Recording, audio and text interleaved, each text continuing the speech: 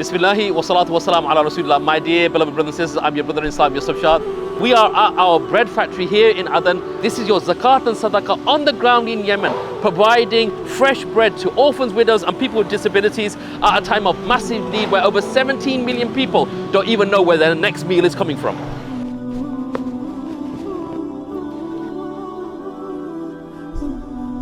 I'm standing right now outside of one of our distribution points. With your help and support for the last 5 years, we've been supplying 50,000 loaves of bread every single day to the blessed people of Yemen.